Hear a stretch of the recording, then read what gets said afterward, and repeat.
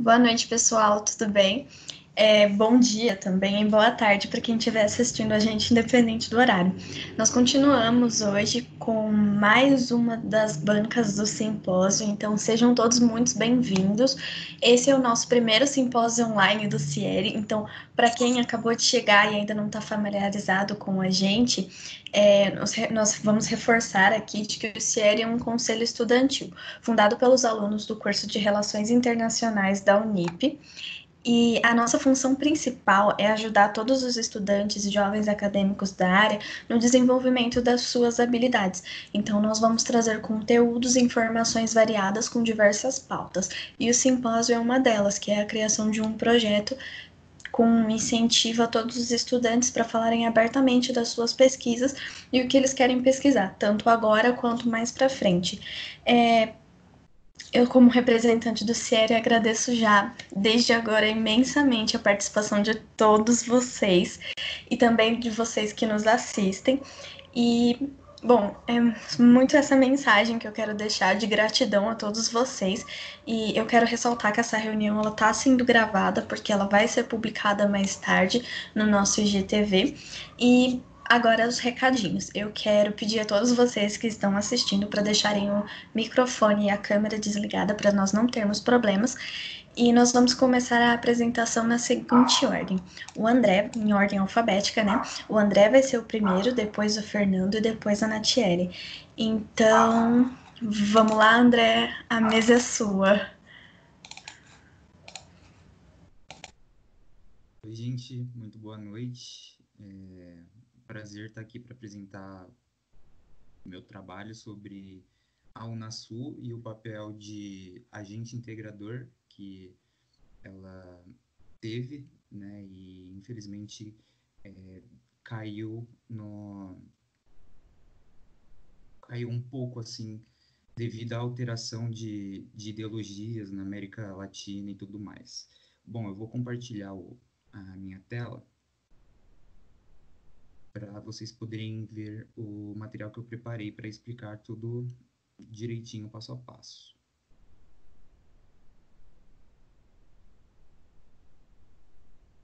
Bom, a tela está sendo compartilhada, eu acredito.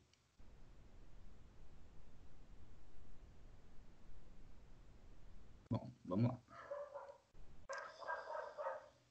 Bom, nesse trabalho, eu busquei falar um pouco sobre a América do Sul, né, a região onde a Unasul, entre aspas, habita, como era antes, sem a integração regional, como era, como foi a origem da Unasul, como foi a Unasul também, como um órgão que impulsionou tanto a inserção dos países da América do Sul quanto o Brasil, majoritariamente o Brasil, né? Eu vou falar um pouco da estrutura interna da Unasul também, e também tem o destaque do Conselho de Segurança Sul-Americano, que, ao meu ver, é uma das coisas mais importantes, assim, estrategicamente falando, desse organismo. Vou falar um pouco do declínio que aconteceu devido justamente à alteração de ideologia na região, porque, ora, a maioria do tempo, aliás, pertenceu ao campo da direita, ideologicamente falando, e a Unasul, no pouco tempo que a esquerda esteve no poder, ela ascendeu, mas como a gente sabe, a direita vem conquistando espaço de novo na América do Sul e, obviamente, a Unasul foi decaindo. Bom, antes de buscar, então, essa integração, os países da América Latina, perdão, da América do Sul, eles buscavam se inserir no sistema internacional de diversas formas, né? E principalmente o Brasil, um autor que eu peguei, que é o Amado Servo, ele é muito lúcido quando ele fala que haviam estados paradigmáticos. E nesse período onde não havia uma integração dos países enfim, ter o seu próprio organismo regional e, e etc., não havia um consenso desses mesmos países para um desenvolvimento em bloco, né? E, enfim, durante esse período, onde não havia integração, muitos dos países acabaram por sendo explorados pelas potências, né? Só um instante. Bom, o primeiro dos paradigmas foi o liberal conservador, né, onde a Europa dominou praticamente o mundo, né, com a Inglaterra e a Revolução Industrial bem forte, né, lá no começo ali da história do Brasil mesmo, e nesse período o Brasil acabava por importando os produtos manufaturados, né, do centro, e exportando seus produtos primários, né, commodities, e a maioria assim, produtos bem primários mesmo, café, e soja, essas coisas. Esse período é liberal porque nesses contratos que, no caso, a periferia do sistema, né, a América do Sul, fazia com o centro, eram contratos muito exploratórios, né? Os países da periferia não conseguiam contrapor o que o centro demandava para eles. E conservador no sentido que, na própria região da América do Sul, o Brasil ele tinha um papel assim de não ser muito agressivo ao fazer tratados e coisas parecidas assim, tratados, negociações com os países da própria América Latina. Bom, o outro estado paradigmático é o estado desenvolvimentista. Ele é caracterizado principalmente na era Vargas aqui no Brasil, onde o Vargas ele se aproveitou do cenário externo que acontecia nessa época, né, período ali entre guerras e a crise de 29, e ele também aproveitou a política da boa vizinhança do Roosevelt, presidente dos Estados Unidos na época. No que se baseava essa política? Basicamente, os Estados Unidos parou de... Não que parou, mas eles diminuíram aquela imagem predatória de imperialistas, né? E passaram essa imagem de que seria um bom vizinho, ou seja, passaram a emprestar dinheiro para o Brasil, e o Getúlio, nessa época, desenvolveu o país, né? As primeiras siderúrgicas e tal, foi nessa época que o Getúlio aproveitou a política do Roosevelt para impulsionar o desenvolvimento nacional, né? Nessa época também o Brasil ele estava indeciso entre apoiar os alemães ou os americanos, e acabou por escolher os americanos. Seguindo, a gente tem o estado normal, que após o período do Vargas, da ditadura militar e etc., veio na década de 90 e perdurou até 2002. Nesse período aconteceu a revolução intelectual na América Latina. Como assim? Seria basicamente uma noção maior do pertencimento sul-americano. E aí, a partir daí, o regionalismo, fazer um bloco, se agrupar, virou uma meta dos países localizados na região. Nessa época também, o neoliberalismo foi muito exacerbado na América do Sul. Uma curiosidade é que esse estado paradigmático chama normal porque, na época, o ministro das Relações Exteriores da Argentina achou as mudanças neoliberais que foram adotadas normais, né?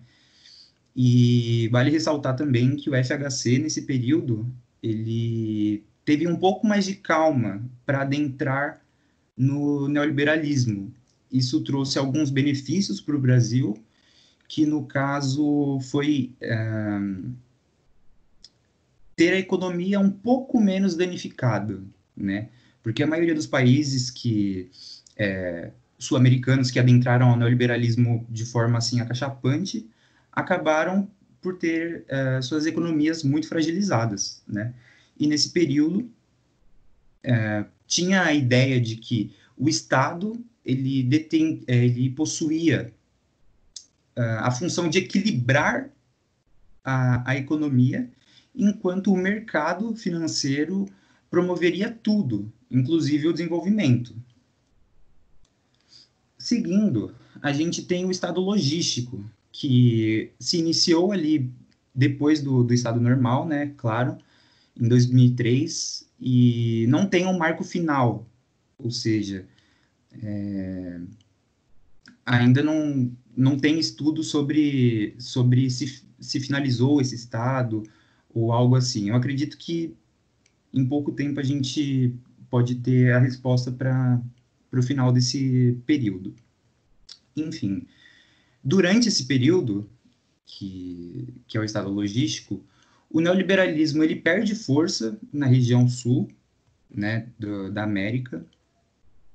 Há uma ascensão de governos de esquerda na região. Os mais famosos é da Cristina Kirchner e do Lula, né, Luiz Inácio. E nessa situação, o Estado passaria a promover maiores direitos básicos para a população, né? E frearia um pouco mais essa mão invisível que acabou dilacerando as economias da região sul.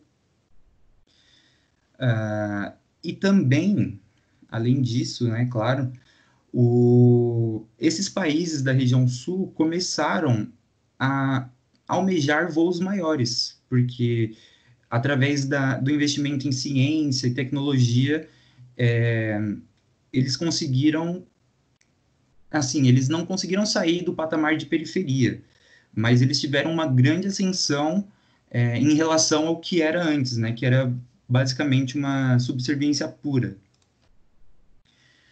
Bom, a respeito das origens desse organismo, que é a Unasul, ele começou a ser discutido com Itamar Franco, lá naquele período que eu disse que teve uma revolução intelectual na América Latina, porque o Itamar ele queria um tratado de livre comércio da região sul-americana, né? E posteriormente o FHC ele deu seguimento para essa ideia. O Lula veio e desenvolveu ainda mais, né? Deixou praticamente pronto todo o processo da Unasul, e foi no governo Dilma que ele foi promulgado no nosso país. E a Unasul, ela tem um papel importante, estratégico, para a região, porque ela contrapõe a OEA, que é a Organização dos Estados Americanos. Já que nessa concepção ali, principalmente do governo Lula e Dilma, eles tinham a ideia de que os países da América Central tenderiam, né, ficariam tensos para o lado americano, e isso não seria bom para o sul-americano, né, porque ficaria então ali a região centro e o norte muito mais forte do que a região sul. Além disso, também, a Unasul veio para, de certa forma, enfraquecer esses organismos como a própria UEA, e foi no terceiro encontro de líderes da América do Sul que foi, então, desenvolvido de forma quase que final o tratado da Unasul, envolvendo 12 países, no caso seria a Argentina, a Bolívia, o Brasil, Chile, Colômbia, Equador, a Guiana, Paraguai, Peru, Suriname, Uruguai e Venezuela. Eu separei um discurso do presidente Lula durante esse terceiro encontro de líderes da região sul, onde ele diz que, com esse tratado, a América do Sul ganha estatuto de ator global. Estamos superando a inércia e as resistências que, ao longo de 200 anos de vida política independente, impediram que trilhássemos juntos o caminho da unidade. Ao darmos institucionalidade à nossa união, estamos transformando em realidade o sonho integrador de nossos próceres e libertadores. Já no preâmbulo, o tratado nos lembra que a integração sul-americana é essencial para o fortalecimento da América Latina e do Caribe. Com a entrada em vigor do tratado, nossos vizinhos latino-americanos e caribenhos estão convidados a associar-se à União. A Unasul nasce, assim, aberta a toda a região, e nasce também sob o signo da diversidade e do pluralismo. As decisões da Unasul serão tomadas por consenso, que se construirá na base do diálogo, da harmonia e do respeito mútuo. Por meio do exercício permanente do entendimento, afiançaremos a estabilidade regional e o desenvolvimento em bases solidárias. Bom, aqui mais do que nunca, o Lula ratifica a importância de se integrar à região, né? Ele fala que será ali sem nenhum tipo de ameaça, ou enfim, e é muito interessante que ele deixe em aberto a possibilidade dos países do Caribe entrar, né? Isso deixaria a Unasul ainda mais forte, né? O medo que eles tinham desses países centro-americanos tenderem para o sul, aqui ele, assim, eu acho uma jogada muito inteligente da parte dele, deixar em aberto esse convite para os países centro-americanos virem para a Unasul também. Oi, André, tudo Segundo, bem?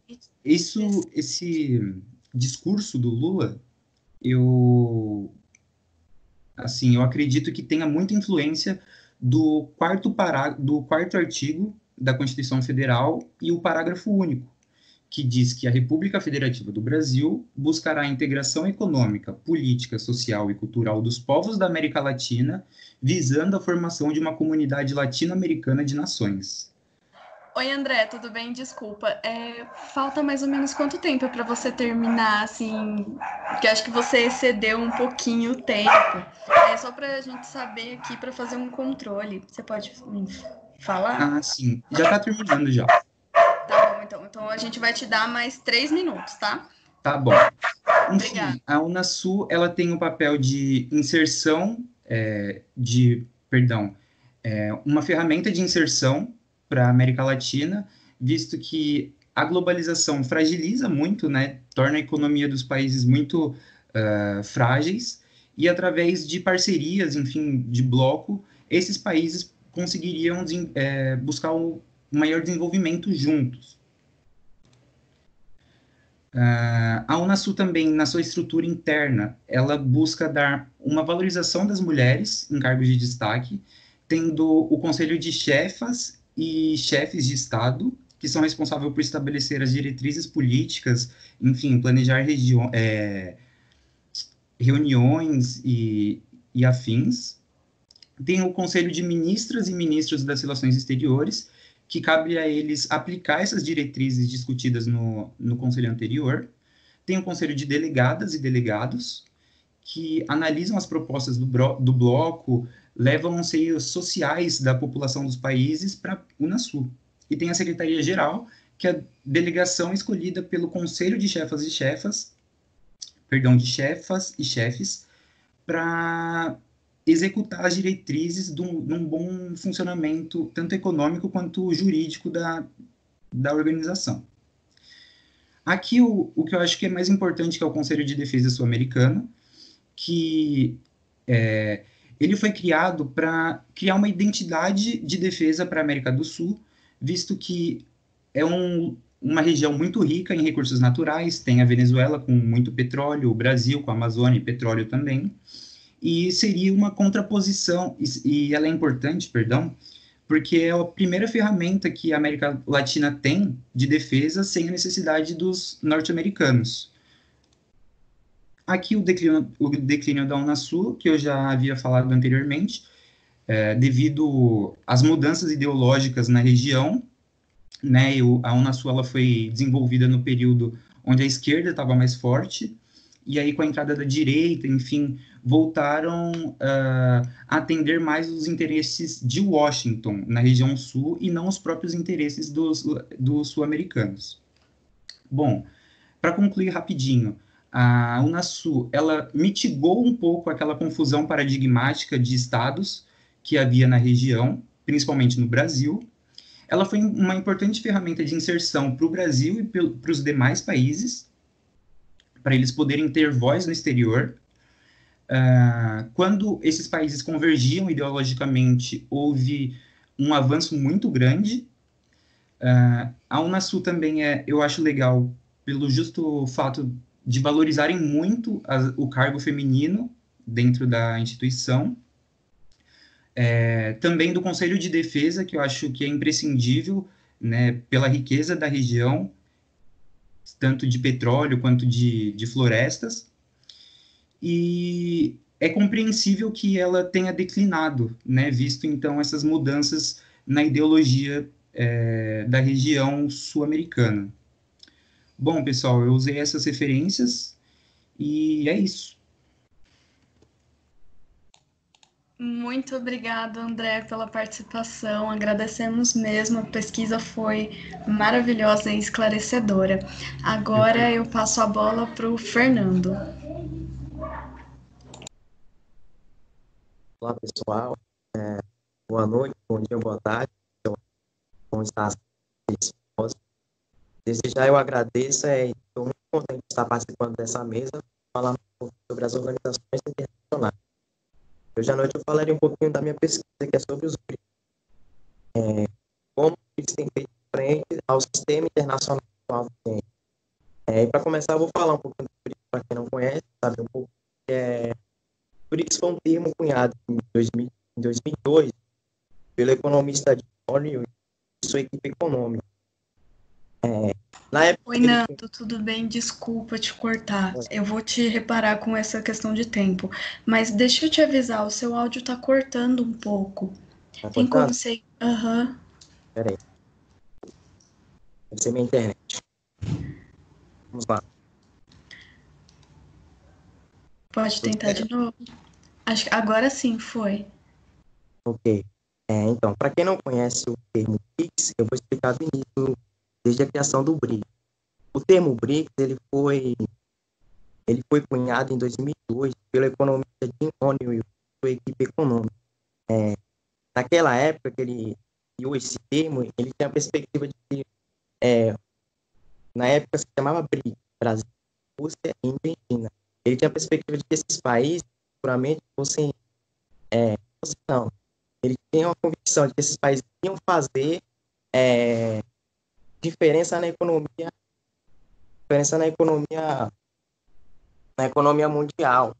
Se mantesse esse ritmo de crescimento, esses países iam fazer a diferença no sistema internacional financeiro. E na época que a equipe do Jim e ele formulou esse acrônimo, pesquisadores, economistas e empresários não levou muito adiante esse termo, não deu tanto crédito. Mas reparou-se com o passar do tempo que este esse termo, ele estava surtando efeito, porque, vamos falar, não precisa nem falar da China, né? A China começou a crescer exponencialmente. O Brasil, nós podemos citar logo depois de 2002, era a 15ª economia, e aí com o passar do tempo, passou lá para a 10ª, depois para a 6ª economia, com o passar do tempo. Então, de fato, o que a equipe formularam naquela época estava surtindo efeito. Era, de fato, verdadeiro, que ele tem cunhado em 2002. Mas foi em 2000, foi em 2008, na crise de 2008 que teve lá, e afetou esses países, não só os países dos BRICS, mas como também diversos países do mundo. Em 2009, os presidentes dos respectivos países dos BRICS, na época era só o Brasil e a China, se reuniram na intenção de diminuir a dependência com os Estados Unidos. Por quê? Porque as crises que aconteciam nos Estados Unidos, o centro do capitalismo, atingia diretamente, fortemente esses países que estavam em desenvolvimento, países que estavam buscando se desenvolver.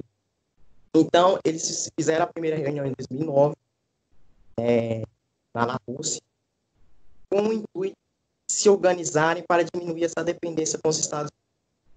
E foi de relevância porque depois da primeira reunião dos BRICS, no caso, de lá para cá eles nunca deixaram de se reunirem ano a ano. Sempre teve esse encontro, ano após ano.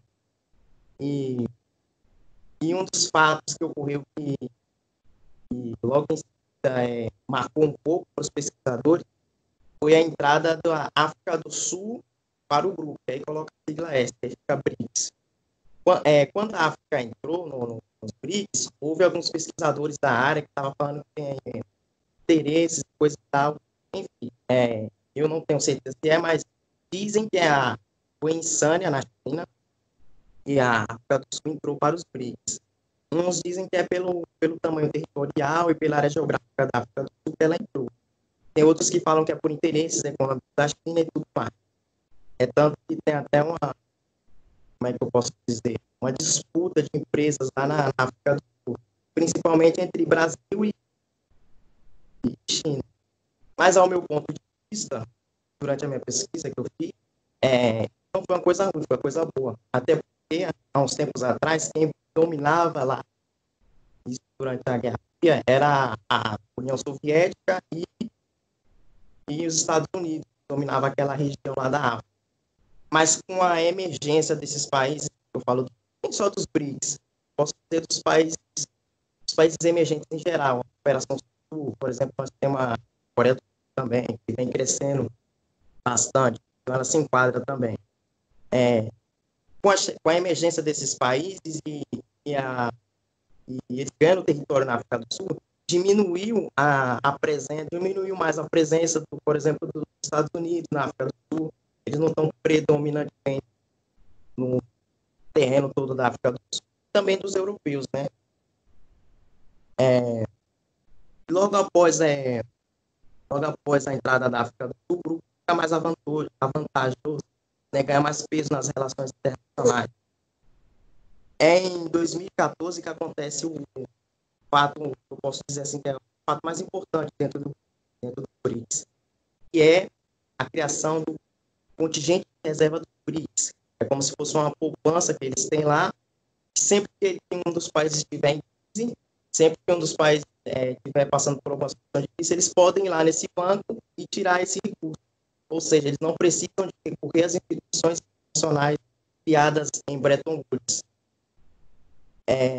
Também nesse mesmo ano, e isso foi em 2014 aqui no Brasil, Fortaleza, foi criado o Banco Mundial dos BRICS, onde cada um tem uma cota de dinheiro para depositar nesse banco, e essa cota, esse dinheiro, ele vai ser utilizado em algum dos países dos BRICS, na infraestrutura, etc. Desculpa. E esse ponto ele chama muita atenção durante a minha pesquisa. Por quê? Porque eles criam dois órgãos que fazem contraponto ao FMI, Fundo Monetário Internacional, e ao Banco Mundial, que eram as duas instituições financeiras, as duas instituições financeiras mais importantes das relações internacionais. E elas é quem financia, faz empréstimos e tal para todos os países, principalmente países que geralmente precisam, principalmente em épocas assim como aconteceu em 2008. Mas aí, durante a minha pesquisa, a pergunta que eu me fiz foi: será que os BRICS, eles querem, como é que eu posso dizer, colocar novas instituições no cenário internacional? Será que eles querem lançar novas instituições no lugar dos que já tem? Opa, desculpa aí, pessoal. Aí, Oi, Nando, tudo bem? Desculpa, eu vou aproveitar esse ponto para te interromper rapidinho. Tem como você colocar um fone? Porque o áudio ainda tá um pouco ruim, tá cortando. Vou aproximar mais a tela. Qualquer coisa, se cortar, vocês me avisam. Não sai tão ruim assim. Então, pessoal, a pergunta que eu me fiz foi: será que os BRICS eles anseiam em lançar novas instituições para, sei lá, ficar pau a pau com o Banco Mundial e FMI? Só que não, durante a minha pesquisa eu vi que isso era um ponto que eles batiam diretamente nas suas reuniões.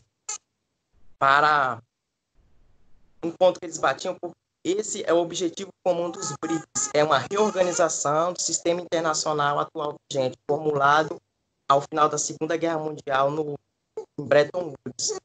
Os BRICS anseiam em uma mudança nas organizações, em uma clareza na escolha dos presidentes das instituições, em uma clareza na forma que é organizada as coisas dentro dessas instituições.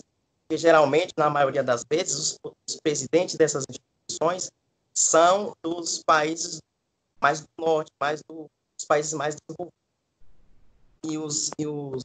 E os países em desenvolvimento sempre ficam para trás. Então, quando eles criam esses organismos, não é para substituir ou coisa do tipo, até porque eles não têm, que eu posso dizer, recurso ainda para fazer uma reorganização do sistema internacional. Isso precisaria de uma grande revolução. Mas é mais para ficar sempre batendo o dedo na mesma tecla, né? Queremos uma reorganização, queremos uma mudança no sistema internacional atual, né? É tanto que dentre os BRICS, a maioria deles, eu falo da Índia, Brasil, África do Sul, geralmente usam meios pacíficos para fazer essa frente às instituições internacionais. Geralmente até mesmo missões de paz, para ganhar destaque no sistema internacional, chefes de Estado agindo autonomamente, etc. Que nem o Mercosul, etc. Vários meios. Mas aí nós temos a Rússia e a China tomando posições mais power, né, do que os outros. Enquanto os outros tomam decisões mais soft power para fazer frente ao sistema internacional, eles estão tomando decisões mais hard power, né? Tem vários exemplos. Nós temos a guerra na Síria, nós temos a guerra da China, né, a própria Venezuela, etc. São formas que eles usam para dizer lá para quem está lá em cima, né, que queremos mudanças no sistema internacional vigente. E eu vou encerrar minha participação por aqui, tá ok?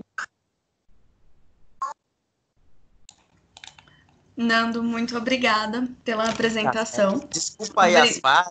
Não. Fica tranquilo. Eu peço desculpa também pelas interrupções e agradeço mais uma vez de coração a sua participação. E agora eu vou passar a bola para Natiele. Mas muito obrigada a vocês todos de novo. Natiele, pode começar. Oi. Primeiramente, boa noite. O meu objeto de pesquisa foi a Liga das Nações. E não tem como falar de Liga das Nações sem falar da ONU e das guerras mundiais, a Primeira e da Segunda Guerra Mundial. Então, para entender um pouco a Liga das Nações, vamos falar um pouco sobre a ONU, né? Eu não vou me estender muito nisso, é só para dar uma introdução. A gente sabe que a ONU foi criada para poder manter a paz entre as nações depois que acabou a Segunda Guerra Mundial. Mas se teve uma Segunda Guerra, se a ONU foi criada por causa da Segunda Guerra Mundial, o que veio antes para poder que gerou a Segunda Guerra Mundial? Porque se teve uma segunda, teve uma primeira. Então, por que depois da Primeira Guerra não teve algo como a ONU, né? E é aí que a gente entra na Liga das Nações.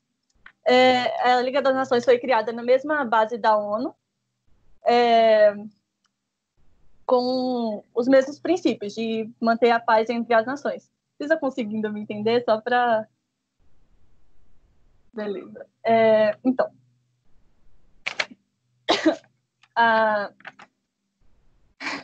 Ok. Então, a Liga das Nações foi criada na mesma linha de raciocínio da ONU. Na verdade, a ONU foi criada na linha de raciocínio da Liga das Nações, que era com o intuito principal de manter a paz. Só que, se ela foi criada para manter a paz, por que teve outra guerra, né? Então, significa que teve alguma falha e um erro nessa organização, né? Porque se ela foi criada para manter a paz, por que não conseguiu manter? E é isso que eu quero apontar, que eu apontei nesse trabalho. Para fazer uma linha do tempo, teoricamente não. A Liga das Nações ela começou com os 14 pontos de Wilson, né? Que foi a base estabilizadora da Liga. E, ai, gente, desculpa, eu tô gaguejando muito. Desculpa. E por causa da Primeira Guerra Mundial, o mundo ficou meio desestabilizado. Então as potências que ganharam, os países ganhadores da Primeira Guerra, falaram, vamos criar algo para poder não ter uma segunda guerra, né? Não acontecer outra guerra dessa proporção. E aí nasceu a Liga das Nações. Desculpa, gente, foi meu gato. Para poder não acontecer uma outra guerra como a primeira. Só que qual era um dos principais problemas da Liga das Nações? Por que ela deu errado, no caso, né? Começando que os Estados Unidos saiu como herdeiro, a potência herdeira, a potência mundial herdeira, né? Que antes era a Inglaterra, que a gente sabe, né? Era a parte britânica antes. E com a Primeira Guerra, acabou desestabilizando o país. E a Inglaterra acabou perdendo o seu posto de potência, sobrando para a colônia, né, Estados Unidos. Daí, mas por causa de uma pressão do Senado dos Estados Unidos, eles não puderam assumir como sua cadeira de... Não puderam assumir sua coroa, né, no caso, para poder... na Liga das Nações. Não puderam assumir sua coroa na Liga das Nações. Aí temos também a França, que foi uma dos ganhadores da guerra, e por causa de questões políticas, de território e tudo isso, a França meio que odiava a Alemanha. Então, aproveitou dessa oportunidade, né? Dessa oportunidade de mandar em alguma coisa, de ter um poder de opinião, aproveitou isso para poder colocar pressão na Alemanha quanto à dívida de guerra. E isso meio que prejudicou muito a Alemanha, porque eles estavam bem prejudicados por causa da guerra e ainda tinha uma dívida exorbitante para pagar.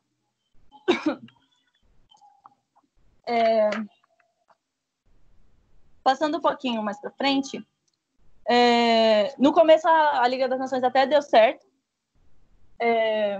conseguiu controlar uns conflitos aqui, uns conflitos ali, mas ela tinha muitas falhas. Eu não inseri isso no trabalho, mas depois, durante as aulas, a gente acabou aprendendo isso, que um dos principais motivos da Liga das Nações não ter dado certo é porque elas não tinham um exército, algo que a ONU tem. Então, isso prejudicou um pouco também no exercício de manter a paz. Alguns tempos depois, né, durante alguns anos, ela conseguiu se manter, até que veio a crise, né? Acho que o ponto que mostrou que a Liga... O ponto-chave, a gota d'água, vou parafraseando, a gota d'água da Liga das Nações foi a crise de 29 que aconteceu. Porque até então estava uma relativa paz no mundo. A Alemanha e a França estavam amigos, entre aspas, estavam em bons lençóis uns com os outros, e a dívida da Alemanha tinha baixado, as economias estavam estáveis, no caso, né? E... Oh.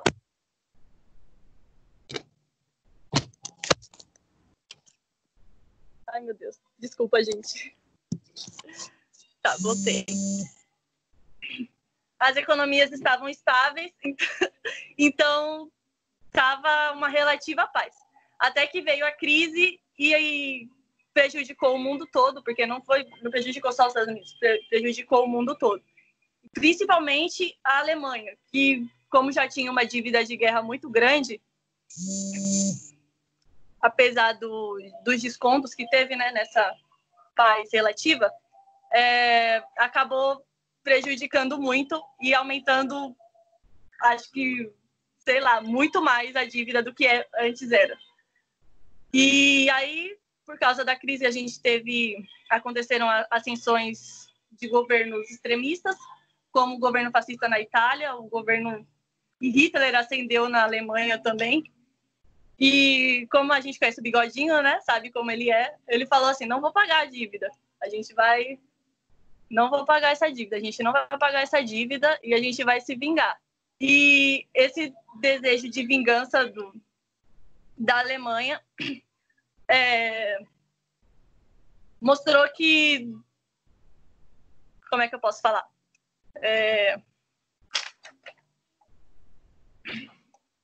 Mostrou que a Liga das Nações não estava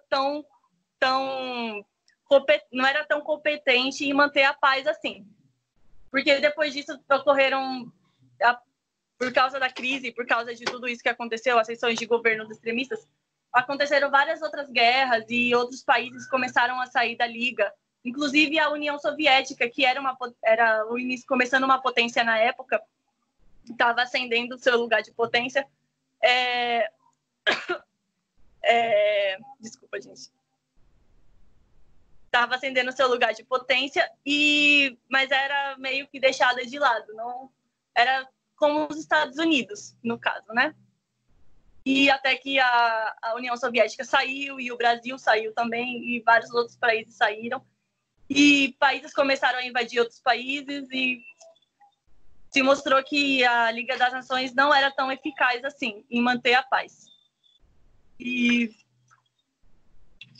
a gota d'água para mostrar o ápice, né? Como posso dizer, o ápice da Liga das Nações foi quando a Alemanha invadiu a Polônia, porque um dos pontos era a independência polonesa, não era reconhecido como um país. Então, quando a Alemanha invadiu a Polônia, mostrou que esses pontos não valiam de nada. O Tratado de Versalhes não estava valendo de nada, a paz relativa, né, não existia uma paz mais, e foi o que acabou mostrando que não funcionava. Então, acabou Liga das Nações e aí começou a Segunda Guerra Mundial, mostrando que a Liga das Nações e nada era a mesma coisa. E assim eu termino.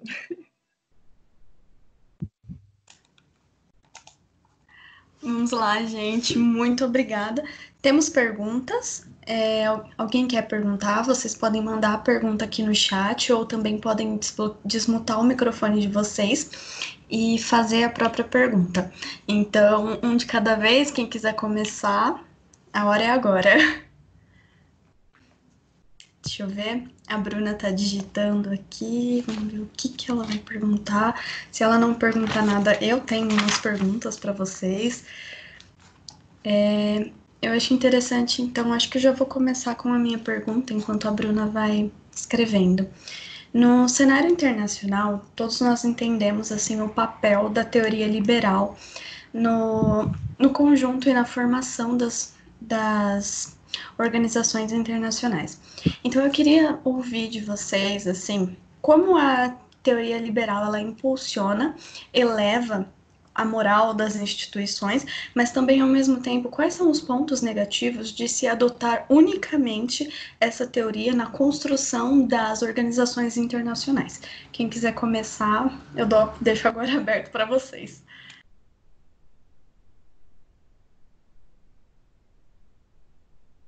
Então, eu vou começar. Pode ser? Pode ser, Nando. Tá, eu vou começar falando da importância da teoria liberal nesse caso. Porque, assim, o liberalismo, desde que ele começou, o liberalismo, e tanto o liberalismo quanto a teoria realista, ele dá a oportunidade dessas organizações de ter mais flexibilidade, por exemplo, no acesso a determinados países, no acesso a determinados países, por exemplo, poder se infiltrar em alguns países sem muita resistência, com a teoria liberalista. Então, dá para ter um alcance melhor de determinadas organizações a diversos países com a teoria liberalista. Mas é claro que nem só da teoria liberalista, né? Podemos também utilizar da teoria realista, uma complementar a outra. Nós sabemos que lá em 1919, quando começou aos estudos das teorias, elas sempre, uma debateu com a outra, uma sempre fazendo frente à outra, querendo dizer que a ciência sempre fazia, uma ia para um lado e a outra ia para o outro. Mas, se nós pudermos usar essas ferramentas juntas, tanto a teoria realista quanto a teoria liberalista, dá para se utilizar nas organizações internacionais também. Entrar em determinados países, usar de ter mais teorias, como a teoria materialista histórica, entre outros. Até mesmo como no caso dos BRICS, que eles mesmo a teoria liberalista, até mesmo nas suas instituições, como no caso do Banco Mundial. Quando eles escrevem a carta lá do Banco Mundial, eles deixam em aberto para demais países que queiram se afiliar ao banco também. Ou seja, demais países emergentes que quiserem entrar nos BRICS, futuramente vão poder entrar. Então, é isso, mais ou menos. Legal. Algum de vocês também vai querer comentar alguma coisa sobre essa pergunta? Nath e André? O chão é de vocês. Cássia, você está me escutando? Sim, tô sim. Eu acredito que a importância da teoria liberal, né, para as organizações internacionais seja, assim, o lado de trazer um pouco mais de democracia para o sistema, eu acredito, né? Porque uma vez que o liberalismo ele busca, enfim, mitigar um pouco esse imperialismo, né, que acontece por parte das potências, enfim, ele busca quebrar um pouco esses monopólios e trazer basicamente a liberdade, né? Assim, a base da teoria liberal é a liberdade, enfim. E mais do que isso, eu acho que também é muito importante isso que o Nando falou do realismo, porque essas organizações passaram a ter um papel assim fundamental, não só como, por exemplo, o BRICS e a própria Unasul são, ao meu ver, muito realistas, porque elas de fato existem, né? Elas saíram de um papel, elas vieram para o plano físico, né? e, de certa forma, ameaçaram, né, um pouco a hegemonia americana que domina o sistema internacional, enfim, por anos. Então, eu acredito que seja um pouco disso, né? Então, voltando lá para o liberal, seria mitigar um pouco essa diferença do imperialismo das grandes potências com os periféricos, uma vez que os periféricos se tornam, quer dizer, possuem um pouco mais de campo democrático para se inserirem no sistema internacional através dessas organizações. Certo. Nath?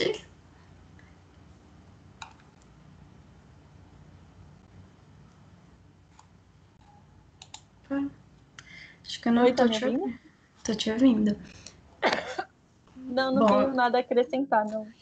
legal. Então, eu acho que eu vou fazer essas outras duas perguntas numa só, porque elas são bastante, de fato, interessantes.